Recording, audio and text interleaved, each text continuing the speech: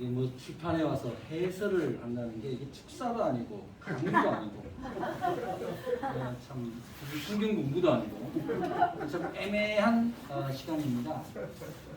그런데 우리가 조금 이 시간은 아마 우리 김성찬 시인도 아마 그런 점에서 이해를 하고 있기 때문에 뭐 무슨 집사님, 장로님, 목사님 하지 말고 오늘은 시와 독자로서 만나는 자리이기 때문에 님으로 이렇게 불러온 걸로 이렇게 생각하는데 참 좋은 그런 것 같아요. 저는 이제 뭐 목사가 늦게 되었어요. 제가 47에 목사 안수를 받았고 그 전에는 문학하고 뭐 출판하고 강의하고 그렇게 살다가 늦게 출임의 부름을 받고 목사가 되고 또 이제 대학에서 강의도 하고 있습니다만 문학은 저는 이제 문학도 전공하고 신학도 전공을 했잖아요. 근데 문학과 신학은 잘 이해를 못하는 분들은 마치 이게 별도로 분리되는 것처럼 생각하는데 세상의 모든 것은 신학과 분리될 수가 없어요. 신학과 연결이 돼 있고 신학이라는 것은 결국 세상에 있는 인간의 문제를 어떻게 우리가 하나님의 뜻과 이렇게 잘 융합해서 해석할 거냐가 신학이잖아요. 그리고 인간의 삶에 다시 그걸 해석을 해서 돌려주는 문학은 기본적으로 인간에 대한 인간 구원 의식에 대한 질문을 하는 게 문학이에요. 뭔가 정답을 주고 그런 것이 아니라 우리가 성경 속의 시편도 보면 대부분의 다윗의 시가 거의 한 70%가 되지만 시인 다윗이 뭐 목가적인 풍경에서 뭐 그렇게 시가 쓰여진 게 아니에요. 거의 절대 죽음, 절대 위기, 절대 고독, 절대 절망에서 보통 써오는데 그의 끝은 그 절망의 끝에서 매달릴 것은 하나님밖에 없기 때문에 하나님을 찬양한 거예요. 문학은 바로 그런 겁니다. 그래서 문학 학술적으로도 문학은 인간 구원에 대한 끊임없는 질문을 던지는 거고 그렇기 때문에 문학은 대개 상처, 아픔, 죄악, 배신 이런 것들을 주로 얘기를 하죠. 그리고 신학은 그것에 대해서 하나님은 뭐라고 말씀하시는가 그거를 정답을 주는 거예요. 우리 기독교 문학이 자꾸 시인 다윗을 벤치마킹이 거의 90%로 되고 있어요. 이거는 다윗이 썼다고 해도 상관없을 시를 오늘의 고백으로 문학이라는 그 도구를 약간의 형태를 빌려서 고백하는 걸 마치 기독교 문학이라 하는데 그렇지 않습니다. 2500년, 2700년 전에 다윗과 그 시편에 나온 시인들이 시를 썼을 때 그때 그 정도의 글이라면 오늘날 수없이 세상이 바뀌어 왔는데 똑같은 모양을 답습한다 그러면 그건 문학이 아닌 거죠. 하나님이 준 창조 영성이 멈춰 있는 거예요. 여기서 혹시 기독교 문학 관심 있는 분들은 문학은 신앙 고백이 아니라 나의 절대 빈금, 절대 슬픔, 절대 연약함을 고백하는 것이에요. 오죽하면 다윗도 내가 사망의 음침한 골짜기를 지날지라도 이미 사망의 음침한 골짜기에서 쓴 거죠. 우리 김성찬 시인이 사막은 나이테가 없다라는 시를 출간하기 위해서 저한테 원고를 보내왔을 때 제가 깜짝 놀랐어요. 우선 우리나라 목회자들 중에 시인이 몇 분 계신데 저는 뭐 시인이 먼저 되고 나중에 목사가 됐으니까 뭐 좀 예외적인 경우고요. 그런데 목회를 40년을 한 분이 이렇게 시를 쓰다니 되게 목사님들 장로님들 그냥 다윗의 시를 그냥 조금 바꿔가지고 그냥 주시 없어서 주님 영롱하고 뭐 어쩌고 그러니까 우리 인간에게는 뇌피질 안에 뭐가 있냐면 같은 소리가 들어오면 안 들은 거랑 똑같이 돼. 애들이 그렇잖아요. 애들이 엄마가 계속 같은 말 하면 대답은 응하지만 안 들은 거랑 똑같은 효과거든요. 그러니까 감동을 못 주는 거예요. 이걸 우리가 상품적이다, 식상하다, 진부하다 이렇게 얘기하는 거예요. 근데 우리 김성찬 시인은 40년 목회를 한 목사님들의 그 상투성이 완전히 배제된 거예요. 배제됐다는 것은 버렸다는 게 아니라 우리가 하나님을 닮았다는 것은 하나님의 창조적 영성을 닮았다는 거지. 어떻게 우리가 감히 하나님을 닮겠어요? 하나님을 닮았다는 창조적 영성은 바로 없음에서 있음으로 어제 것이 오늘에 새로워지는 거잖아요. 그런 점에서 김성찬 시인은 정말 대한민국 기독교가 배출한 시인 중에 목회자 중에 참 탁월한 시인이다. 저는 그렇게 일단 전제를 합니다. 이제 김성찬 시인 이 시집을 이제 전반적으로 보면은 이게 이제 신과 인간, 그 다음에 역사와 자기 개인 주체, 또 삶의 현장, 그리고 사람에 대해서 관심을 갖고 있거든요. 물론 이분의 성장이나 이분이 하시는 일이 목회이기 때문에 하나님과의 관계성을 완전히 배제할 수는 없어요. 그게 전반적으로 흐르고는 있습니다만은 거기에 모든 것을 이분 여기 시에 하나님이란 글 별로 안 나올 거예요. 예수님 말 거의 안 나올 거예요. 뭐 성령, 은혜 뭐 이런 말 거의 없을 거예요. 그럼 왜 그렇습니까? 시 문학은 인간의 언어예요. 종교의 언어가 아니라. 우리는 때로 문학까지도 너무 종교적인 걸로 덮어 씌워서 우리가 하나님이 만들어 놓은 것이 다 문학도 하나님이 우리 창조 영성을 줘서 예수를 믿든 안 믿든 영성을 줘서 생긴 건데 너무 종교적으로 덮어으로 말미암아 비종교인에게 오히려 전달이 안 되는 그런 위험성이 있었는데 우리 김성찬 시인은 그런 것을 잘 극복했다. 그런데 이제 이분이 이제 쓴 것 중에 제가 한 편을 잠깐 소개를 하면은 17페이지에 있는 건데 맑은 손이라는 시입니다. 맑은 손이라는 시 제가 한번 소개할게요. 맑은 손이 유죄다. 맑음을 오독한 죄. 죄를 짓지 않는 손이 맑다 여김을 받는 것이 아니라 쉴 틈 없이 있게 낄새 없는 손이 맑다 여김을 받는다면서 손가락 하나 까딱하지 않는 안음이 유죄라는 처처 내부 고발 당하며 맑은 손으로 쏘다니는 유람에 지칠 무렵 밤낮 없는 허구지책 손놀림으로 젓가락된 까만 손가락이 꿈속에서도 나타날까 두려워 문거로 잠근 맑은 덕자. 여러분 이게 무슨 얘기 같아요? 사람들이 맑은 그러면 제가 우리 부모님이 저한테 하얀 피부를 줘갖고 제 손 보면 사람들이 아유 일 하나도 못하는데 맞아요 일 못해요. 그런데 이게 맑은 손이 아니라는 거죠. 농사 지었던 아버지의 그 투박한 손, 신성한 노동을 기꺼이 온몸으로 다했던 손, 이걸 꼭 손만 얘기하는 거죠. 그러니까 일하지 않고 거룩한 척하는 것이 맑은 사람이 아니라는 거죠. 이거는 사실 목회자들이 조금 돌아보긴 해야 될 겁니다. 우리는 구두선은 많이 하지만 땀 흘려 눈물 흘려 지쳐서 주일날 교회 못 오면 믿음이 없다라고 혹시 정죄하고 정말 형편이 도저히 없는데 11조 생활을 안 한다고 정죄하고 그러면 이게 맑은 손의 의미가 퇴색되잖아요. 그러니까 우리 김성찬 시인은 이 맑은 손이라는 것에 대해서 사람들이 오독하는 것을 정덕으로 바꿔준 거예요. 근데 이거를 뭐 목사라고 그냥 막 지적질하듯이 얘기를 하면 그게 시가 아니라 설교가 되죠. 시는 설교가 아니에요. 여러분 앞에 잠깐 시에 대해서 잠깐 여러분들 이해를 돕는 정의를 내리면 시는 의식과 무의식의 그 중간쯤에 있어요. 여러분 무의식은요, 의식은 이미 나를 경유하는 거예요. 우리가 하나님을 만나려면요 자기 의식으로 만나는 게 어려워요.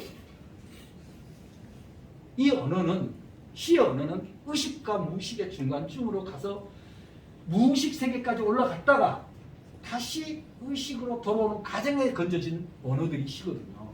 그렇기 때문에 맨날 자기 의식하고 사는 사람들 시를 보면 뭔 말인지 몰라. 그런 상상을 안 해봤기 때문에. 여러분들 요한계시록 읽으니까 오독하는 이단들이 맨날 엉뚱한 얘기하고 있죠. 그 문자적으로 무슨 영리 어쩌고 저쩌고 무슨 그게 다 오독이에요. 무의식 세계까지 간 거예요. 요한은 하나님의 나라에 대해서 그 성경을 신을 이해하지 않고 자꾸 무슨 율법으로 이해를 하니까 엉뚱한 해석들이 나오는 거죠. 그래서 김선찬 시인은 그런 점에서 이미 시적인 세계에 대한 이미 뭐랄까 성찰이 끝났다. 그래서 저는 이 시집을 해석을 하면서 참 행복하고 즐거웠어요. 왜냐하면 내가 믿는 기독교 신앙 안에 이런 시인이 있다는 게 내가 너무 감사한 거예요. 더보다 나보다 훨씬 선배님이십니다. 아유 목사님들 뭐 가끔씩 저도 목사고 시인이라 보니까 시집 내고 싶은데 한번 봐달라고 그러면 보면요 제가 참 민망할 때 한두 개가 아니에요. 왜 다윗의 시편을 여기다 옮겨놨지? 그런데 전혀 새로운 세계. 한번 우리 종말론에 대한 새로운 이해를 가진 시가 바로 승하원이라는 시예요. 19페이지였는데 한번 제가 또 다 읽을 수는 없고 몇 줄만 한번 소개를 할게요. 승하원 아시죠? 파장장. 뼈를 때린 회한을 시키고 있는 중이란다. 폐를 찌른 냉기를 시키고 있는 중이란다. 간을 녹인 분노를 시키고 있는 중이란다. 가슴 울린 탄식을 시키고 있는 중이란다. 배를 고른 서름을 시키고 있는 중이란다. 등에 꽂힌 비수를 시키고 있는 중이란다. 손을 놓은 낙담을 시키고 있는 중이란다. 이렇게 해서 이 시가 이제 마지막으로 가면은 얼굴 벌린 외면을 시키고 있는 중이란다. 눈에 어린 석별을 시키고 있는 중이란다. 우리 사람이 이분은 지금 제가 이분의 시를 어떻게 했냐면 인간은 살아있는 동안에 자기 죄를 해결 못합니다. 세례 한번 받았다고 죄가 해결됩니까? 교회 다니면서도 세상 죄를 얼마나 많이 짓는 사람들이 있는데 결국 뭡니까? 죽음 앞에 가봐야 된다. 죽음 앞에.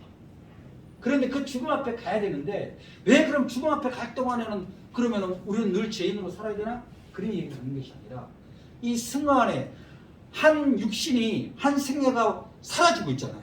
사라지고 있는 가정을 이 시인은 불탄다, 뜨겁다 이렇게 하는 게 아니라 식히고 있다는 거죠. 식히고 있다. 결국 우리의 종말론적인 세계관이라는 것은 예수 그리스도의 죽음으로 말미암아 우리의 엉뚱한 열정을 죽일 때만이 가능한 거예요. 식힐 때만이 가능한 거예요.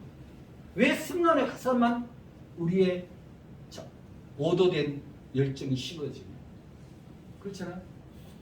이 시인은 이 승화원으로 해서 이미 우리는 우리한테서 승화원을 우리 안에 승화원을 두고 살아야 된다. 그건 다르게 얘기하면 예수의 죽음으로 말미암아 나의 이 왜곡되고 이기적인 열정, 특심을 죽여야 된다. 그런 얘기를 이 시인은 얘기를 하고 있는 거예요. 그래서 이제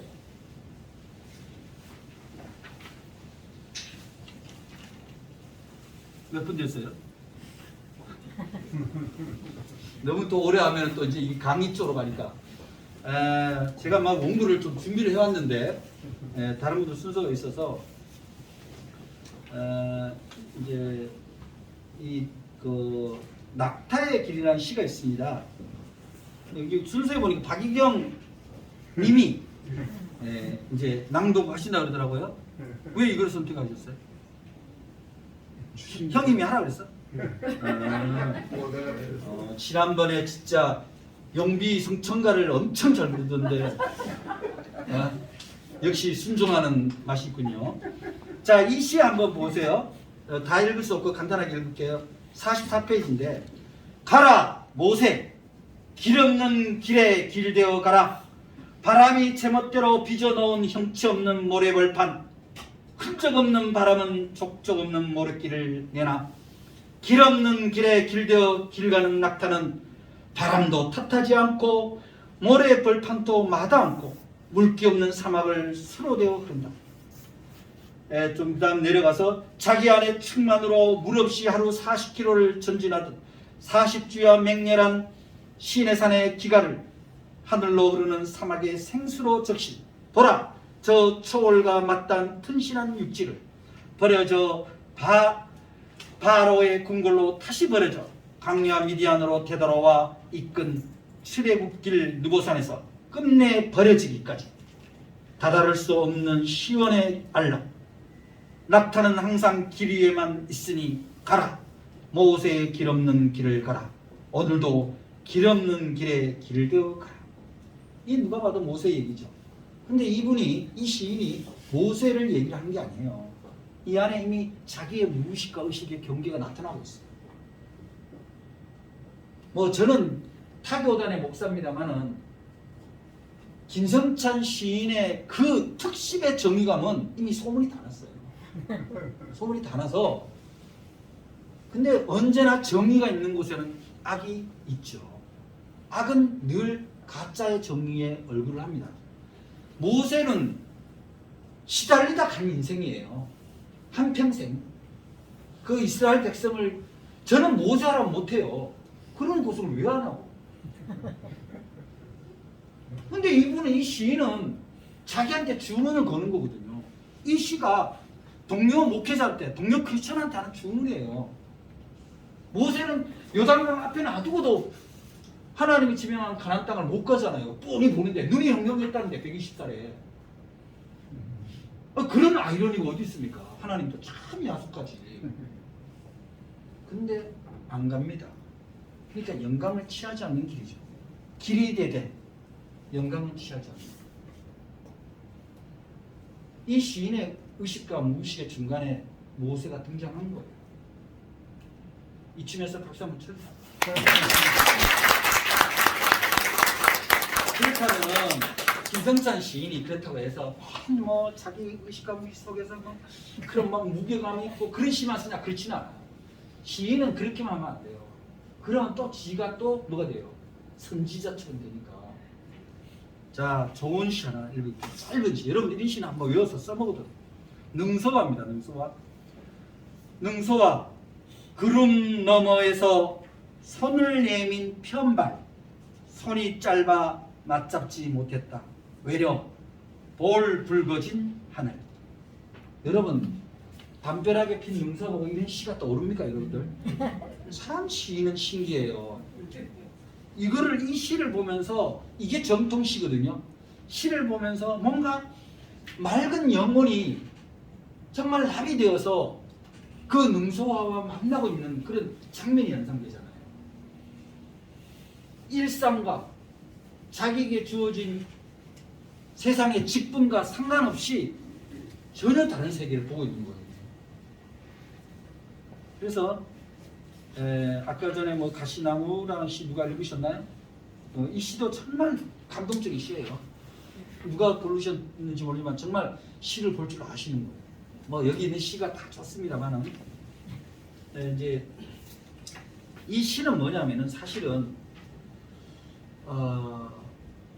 허물을 발견하는 거예요. 허무. 여러분들 인생에서 허무가 발견 안 되면요 하나님 필요 없어요. 어떻게 날마다 은혜로 충만합니까? 저 예수 만나서 행복해요 그런 사람 보면 약간 이상하게 느껴져요. 예수 만나면 불편한 게 얼마나 많은지 몰라. 왜 이렇게 요구가 많고 챙겨야 될 게 많은지 몰라요. 그런데 그러한 형식들조차도 허무라는 거예요.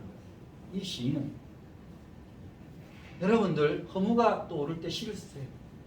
그거는 하나님이 여러분한테 사인하는 거예요. 외롭다고 생각할 때 시를 쓰세요. 그래서 시는 원래 어떤 메시지를 막 부담하게 주는 게 아니라 허물을 발견하고 슬픔을 발견하고 아픔을 발견하는 거거든요.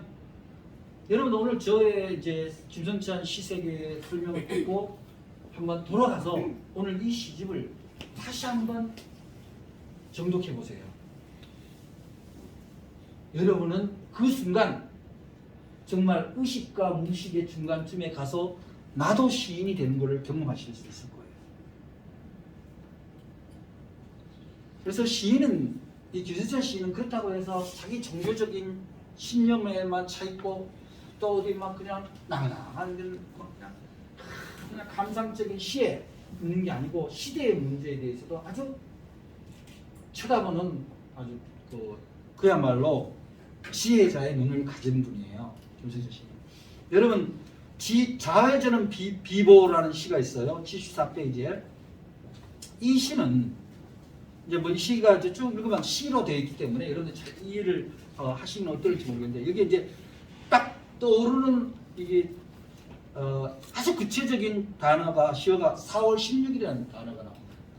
여러분 4.16 하면 다 떠오르죠. 세월호 참사. 우리 교회 안에도 이 세월호 참사, 세월호 가족들에 대한 어떤 연민이나 동의나 또 진상을 규명하자 그러면 마치 이 사람들을 자빨이다, 뭐 빨갱이다, 무슨 뭐 이상하게 이거를 이데올로기, 정치 진영으로 갈라요. 사람이 애꿎은 애들이 300명이 죽었는데 그거를 정치적으로 가른다는 게 이게 말이 됩니까? 한 목숨이 죽어도 천하가 무너지는데. 그래서 그거를 무슨 이 제목이 암시한 게 있잖아. 자해저는 비보. 여러분 자익이다 오이다라는 실체를 여러분 진짜 아세요? 악마가 만든 편가르기예요. 생명이 중요하죠. 생명이. 시인은 거기에 주목하는 거예요. 거기에. 지금 이제 또 선거철이 다가옵니다만은 정말 잘오나 오로나 치우치지 마시기 바랍니다. 누가 생명을 구워, 누가 가난한 이에게, 누가 병든 이에게, 누가 지친 이에게 좋은 정책을 만들어주는가, 그거를 봐야 돼요. 그게 예수님의 뜻이잖아요. 바로 비보 자해전이라는 건 오늘날의 우리 사회가 얼마나 엉터리인가, 얼마나 비실체적인 이데올로기 이념에 빠져서 사람들을 편가르고 혹사시키고 이거를 적나라하게 보여주고 있다고 볼 수 있습니다. 자, 이제 시간이 좀 돼서 이제 정리를 하겠습니다. 제가 참 가슴 이렇게 뭉클하면서 읽은 시가 이제 베로니카 최경련인데 시. 나는 이분이 누군지도 만난 적도 없고 아는 분도 아닌데 실명인지 가명인지도 모르지만 이 시를 읽는 순간에 한 목사와 한 신자의 그런 에로스적 사랑이 아니라 정말 아가페적 사랑, 그 아가페적 사랑이 원초적 사랑처럼 느껴졌어요. 근데 목사한테서 느껴지는 게 아니라 이 최경애라는 이 대상자한테서 저는 느껴졌다. 그런데 그것을 보는 눈이 있다. 신앙에 우리 여기 평신도도 계신지 모르지만 평신도는 예수님을 못 만납니다. 예수라는 한 쌍을 쫓는데 그 대상이 누구냐? 목사예요. 근데 목사는 얼마나 송구해요. 내가 전혀 그 대상에 0.001%도 못 되는데 나를 예수 사랑하듯이 사랑하니까.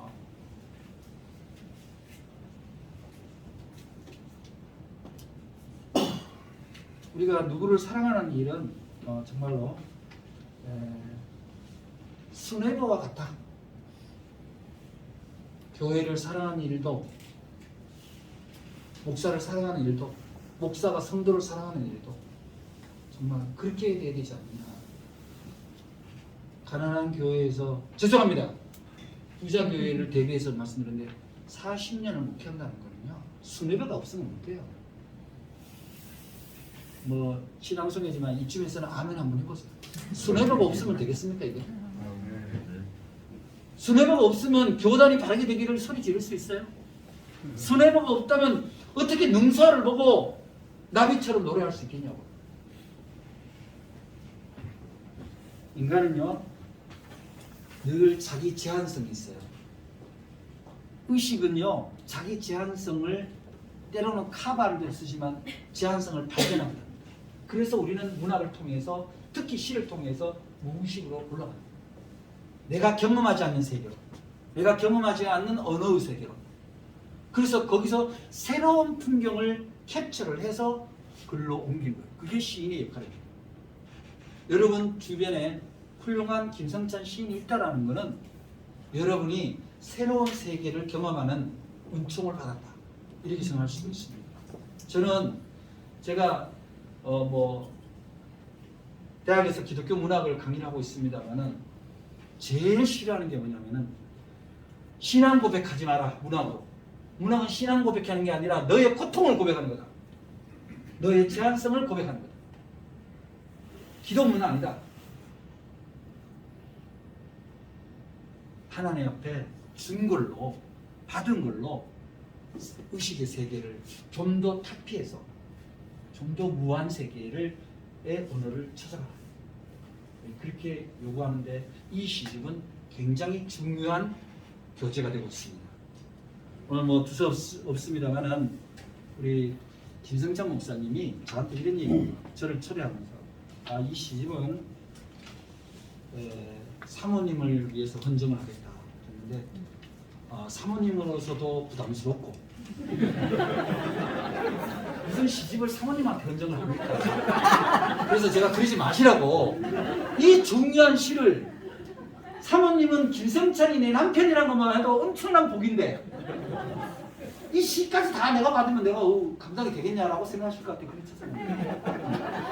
그래서 이거는 앞으로 많은 독자에게 바쳐지는 헌정의 시다. 궁극적으로 이것을 통해서 여러분들이 감동을 받고 소개하고 이 시집을 통해서 많은 사람들이 시의 세계, 문학의 세계를 통해서 하나님을 다시 경험한다면 하나님께 큰 영광이고 그것이 하나님께 드린 헌정이 된다. 그 생각하고 다시 한번 축하드리고 이 자리에 초대돼서 영광스럽게 생각합니다. 고맙습니다.